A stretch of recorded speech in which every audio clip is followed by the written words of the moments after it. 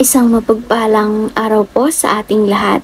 Ngayong araw is nandito pa rin tayo sa ating kasalukuyang series, which is yung Seeking God's Guidance and Wisdom.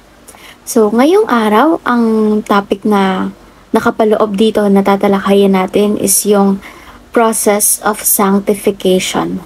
So kapag sinabi ba nating sanctification, ano ba yung sanctification?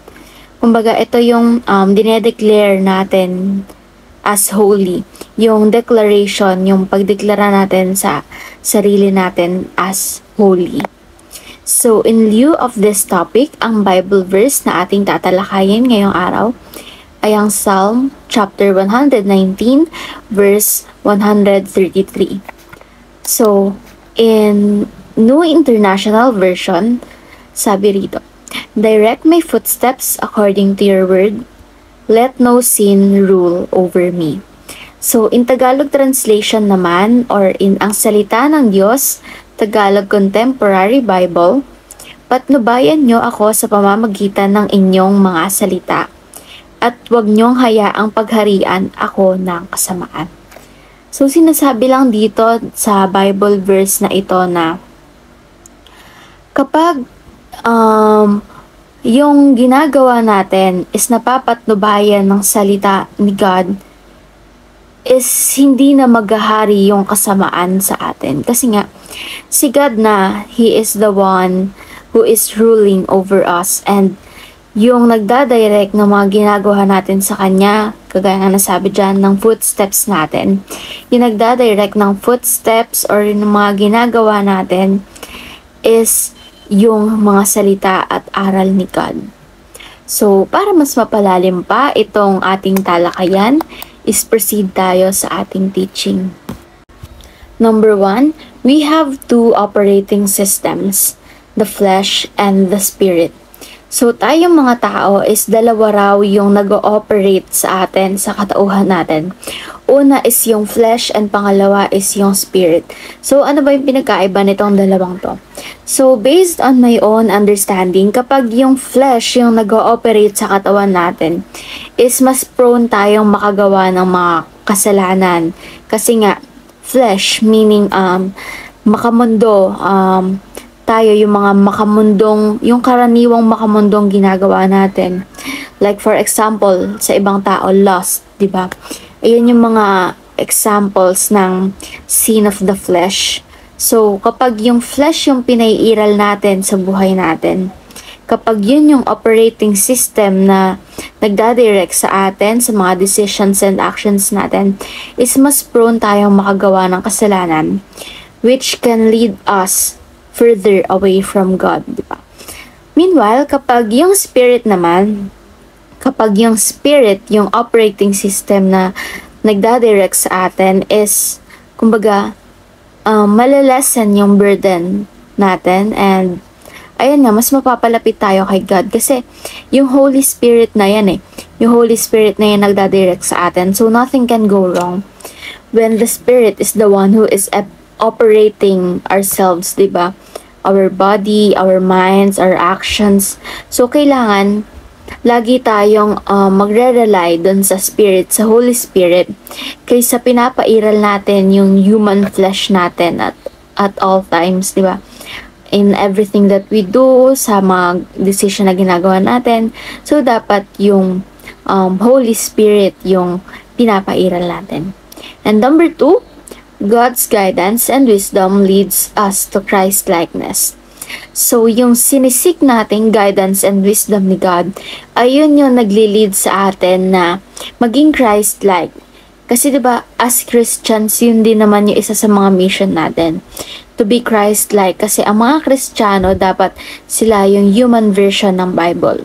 So, dapat Christ-like tayo. Yung attitude ng isang Kristiyano na naglilingkod sa Diyos is nakikita dapat sa atin. Kahit hindi natin ipagsigawan na Kristiyano tayo.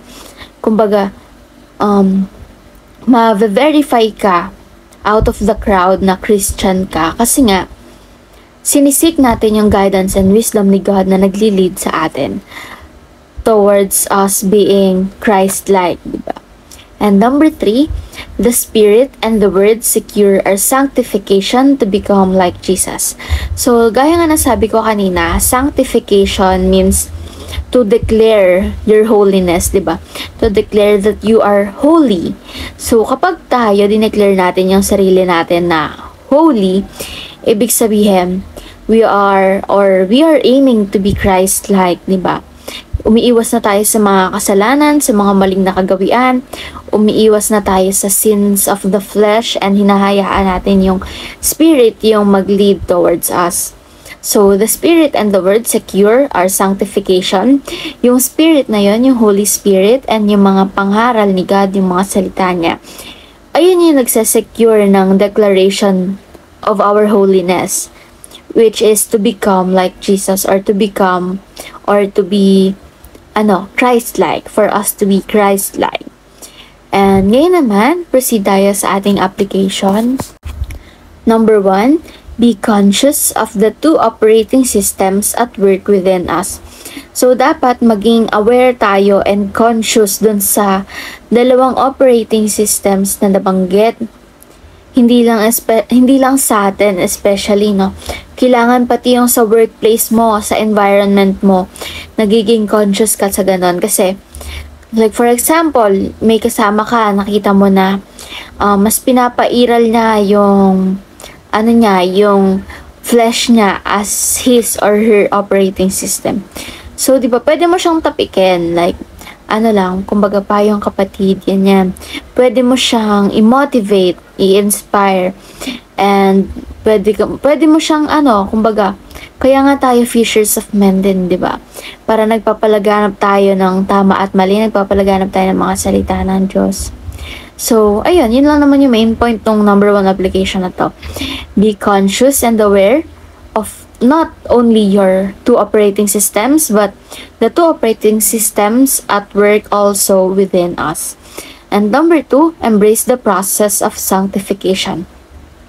So tayo, yakapin at mahalin natin yung proseso ng sanctification or yung declaration natin of our holiness. Kasi kapag hindi natin in-embrace yung proseso and nilalayon lang natin yung goal mismo, but we don't really care about the process behind it, hindi rin natin makukuha yung sanctification na yun.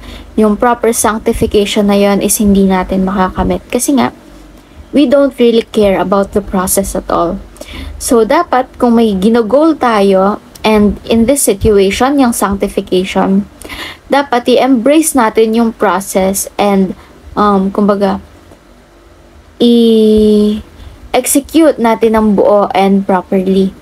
Number 3, submit to the Spirit and His Word. So, i-submit or itaas na natin lahat sa Holy Spirit and sa mga salita ni God, especially sa Kanya mismo, kay God. I-submit sa Holy Spirit, sa salita ni God, and sa Kanya mismo. Lahat, as in lahat.